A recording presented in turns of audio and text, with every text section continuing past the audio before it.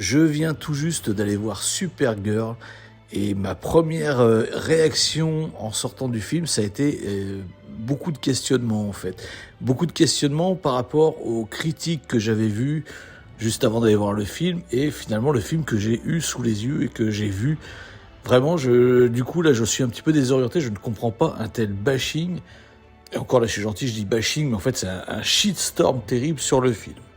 Ce film est en fait absolument génial. J'ai adoré, mais vraiment, en fait, je m'attendais tellement à ce que ce soit un AV d'après toutes les critiques qu'on entend, parce que vraiment, il en prend de partout, quoi. Sur les sites américains, sur les sites français, vraiment, personne ne l'épargne. Hein. Et moi, j'ai adoré. J'ai été tellement surpris en bien. Je me suis dit, ah bon, mais c'est ça le film de merde. Et bien en fait, moi, je l'ai trouvé vraiment incroyable ce film.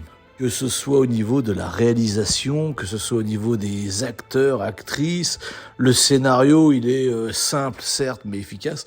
En termes de scénario simple, il y a un tas de films qui ont des scénarios simples, genre Titanic, il n'y a pas plus simple, on connaissait même la fin, et pourtant c'est un des meilleurs films qui est jamais sorti. L'un n'empêche pas l'autre. L'essentiel, c'est que le film soit bien réalisé, bien joué, bien monté. La musique, c'est pareil, je la trouve très très bonne.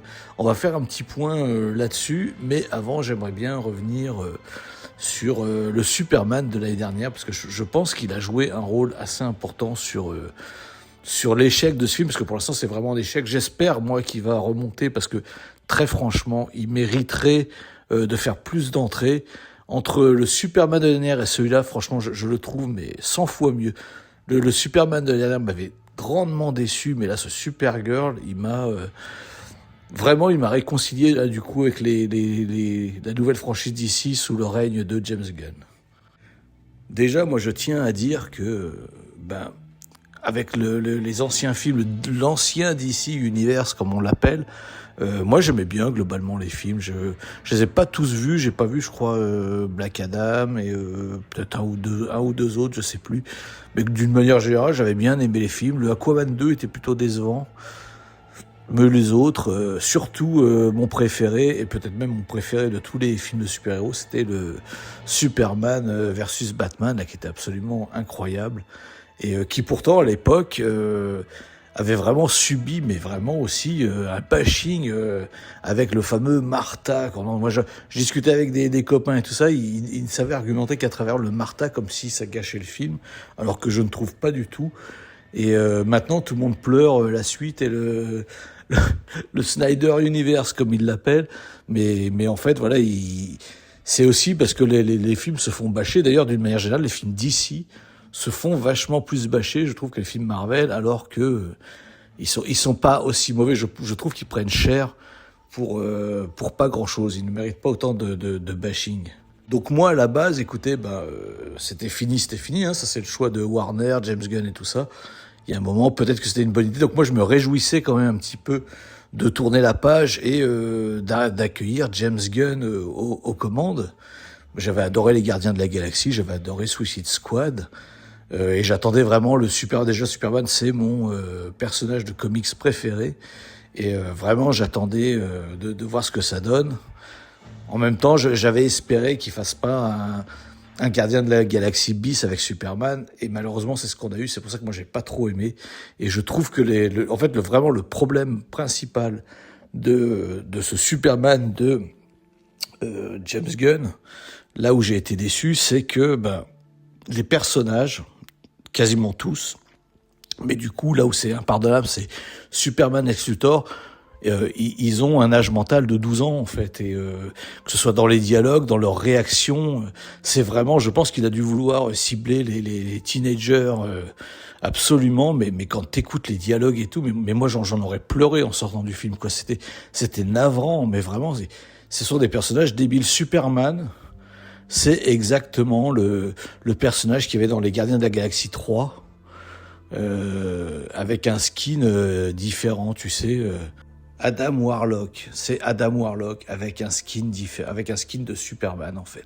Mais et Superman en débile, je trouve que ça ne passe pas, ça sonne faux, ça sonne comme Jonathan Kent avec la scène de la tornade, quoi. Il y a des fois, quand tu regardes des films, tu dis, ah, ça, tu sais, ça sonne pas vrai, quoi. Et voilà, donc malheureusement, ce film, je pense que comme il n'a pas bien marché, ou en tout cas il n'a pas eu le succès escompté, il a énormément divisé. Je pense que les gens étaient un petit peu frileux pour aller voir le Supergirl qui suivait. Bon, après, il n'y a pas que ça aussi. Il y a Millie Alcock qui a fait des interviews un petit peu qui ont agacé pas mal le public américain notamment. Alors, qu'est-ce qu'elle avait dit concrètement ? Elle avait eu des propos un petit peu provocateurs, je ne sais plus exactement lesquels, je vais essayer de les retrouver et les afficher.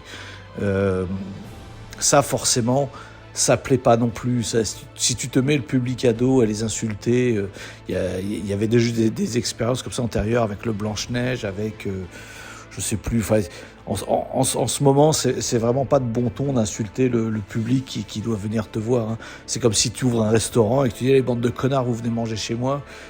Les gens, ils viendront pas. Hein. Après, ce qui est de mauvais ton aussi, c'est d'insulter l'actrice et ça vaut pas mieux. Hein. Je trouve que voilà, s'en prendre à l'actrice après, bon, c'est un peu débile. Et après, si tu ne regardes que les performances et le film en lui-même, eh ben, il est très très bon. Et Millie Alcock est vraiment une excellente Supergirl, vraiment elle joue bien. Il n'y a rien à dire. J'ai vu aussi qu'il y en avait qui s'attaquaient à son physique. C'est quand même un peu navrant, quoi. Déjà, enfin, dites-moi franchement que c'est pas une belle fille, quoi. Franchement, tout le mal que je vous souhaite, c'est d'avoir une femme aussi belle qu'elle dans votre vie. Hein. Il y a un moment, faut pas déconner non plus, quoi. Il faut être un petit peu réaliste. Et puis, bon, ça c'est ni des arguments ni rien. Ça c'est des attaques viles. Un petit peu pour faire des vues, à mon avis, je pense, mais c'est vraiment débile. Et moi, je me mets quand même à la place de l'actrice. Qui est pas très âgée, hein, je crois qu'elle a la vingtaine. Faut avoir les épaules hein, quand même pour accueillir toutes ces attaques. Et ça me fait penser un petit peu à l'époque, c'était en 99, quand La Menace Fantôme est sortie avec Jack Lloyd. Ah, c'était un gamin aussi. Qu'est-ce qu'il a pris ? Alors qu'en réalité, c'est pareil, quoi. Il était choupidou, ce petit bout. Là. Enfin, maintenant, c'est plus un petit bout, hein, c'est sûr. Il a une autre tronche.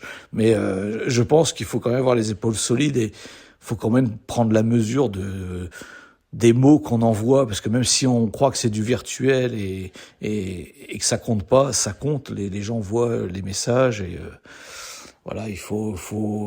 On a le droit de pas aimer, on a le droit de dire que c'est pas bien, ça si vous voulez, mais ou même que vous n'aimez pas l'actrice, mais dans le respect bien sûr. Et puis ça sert à rien là les montages photos, tout ça, franchement c'est minable.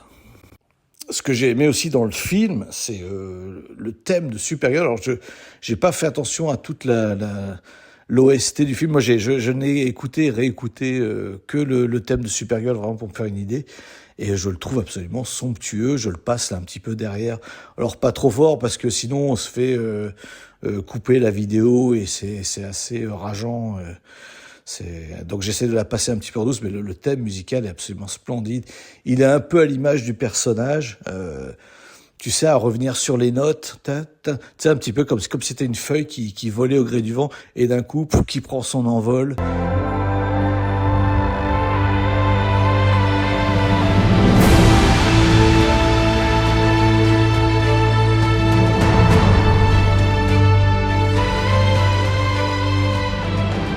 Thème absolument magistral, je trouve. Vraiment très très bon. Moi, je connaissais pas du tout cette compositrice. Donc la compositrice, c'est Claudia Sarne. Et moi, je la connaissais pas du tout. Elle a fait entre autres le livre d'Eli, que je ne connais pas non plus du tout. Donc à suivre. On a eu droit également à notre ami Jason Momoa en Lobo. Alors Lobo, moi, c'est un personnage que je connais un petit peu, comme j'aime beaucoup l'écurie DC Comics et que je connais un petit peu certains comics.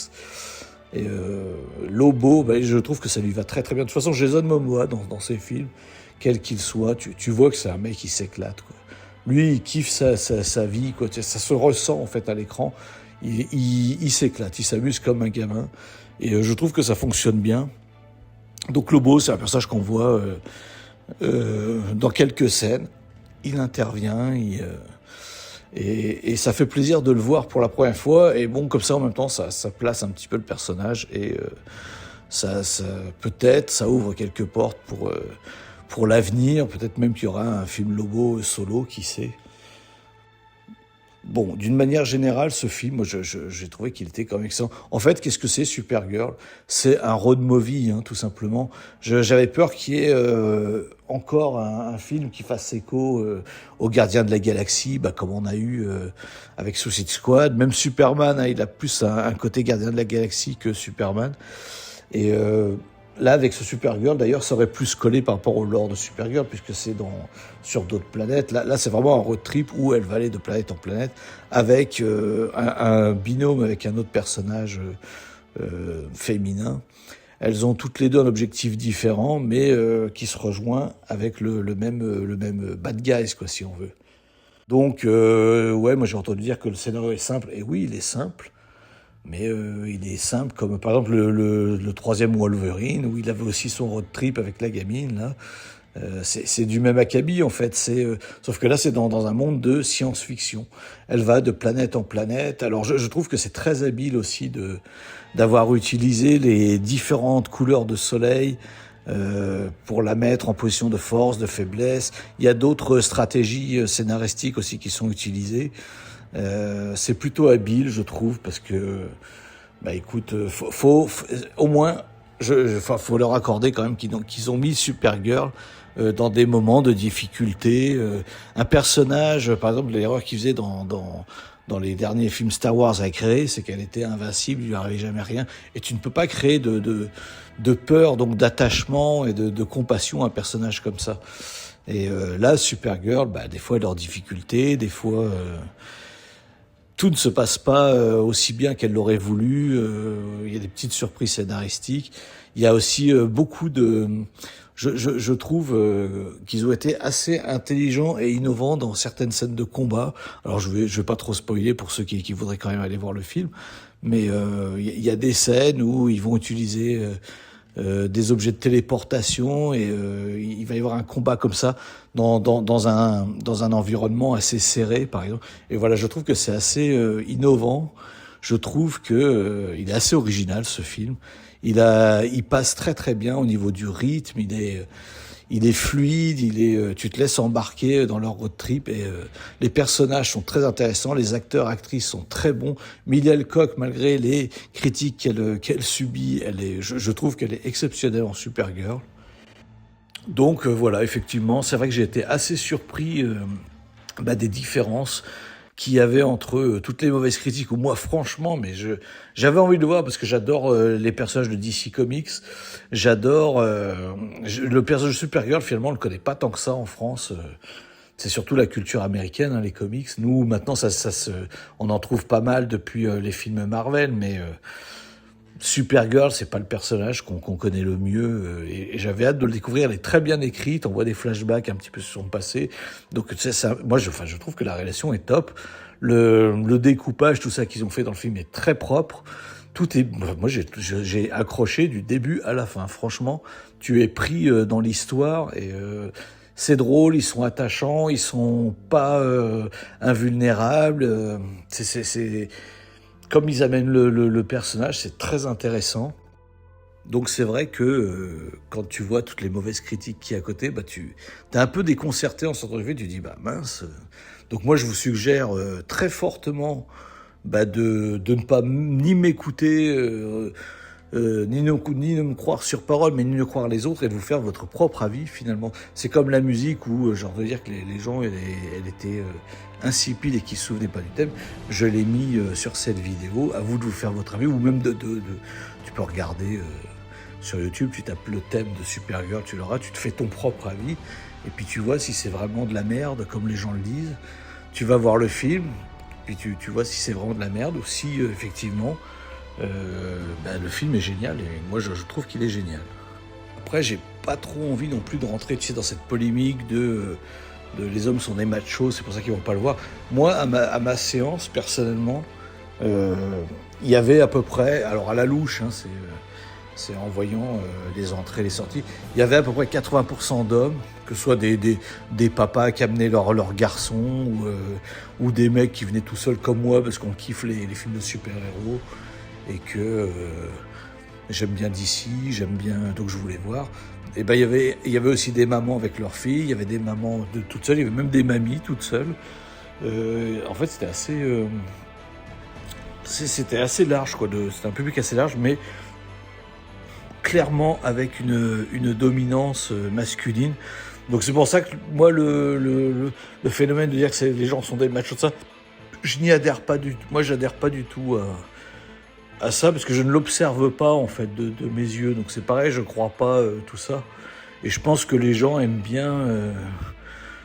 même, tu sais, Wonder Woman, ça avait bien marché. Donc je ne crois pas que ce soit cet argument. Moi, je pense que déjà, le film Superman a dû beaucoup diviser, donc les gens ils vont peut-être en se disant attends, on a déjà vu Superman l'année dernière, c'était pas terrible.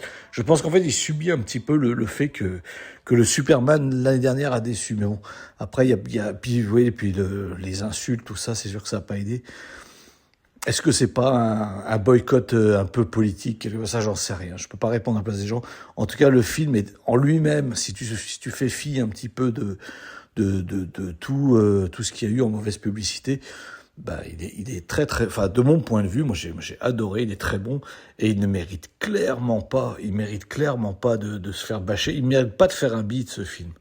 Il mérite peut-être pas de faire le milliard, mais il mériterait de faire dans les 500 millions, 600 millions de bénéfices. Ça serait mérité, il y a vraiment du bon travail derrière quand même. Voilà, donc prochaine fois que j'irai au cinéma, ce sera pour aller voir le Spider-Man Brand New Days, évidemment. Très très attendu. Celui-là, il y a peu de chances qu'il bide entre nous. Et c'est vrai qu'il est très attendu. Et on a tous, il y a beaucoup de théories. Moi, je suis comme vous, je regarde beaucoup de théories. Et, on verra bien. Moi, je me suis même demandé si c'était pas le dard du scorpion au début qu'il le modifiait après. Genre, il se fait piquer, tu sais, quand on voit dans la bande-annonce avec le dard du scorpion. Je me suis demandé si c'était pas ça qui faisait que, après, il y avait une transformation avec l'effet du poison. Mais je ne trouve pas du tout, j'en sais rien. Allez, on verra bien. Salut.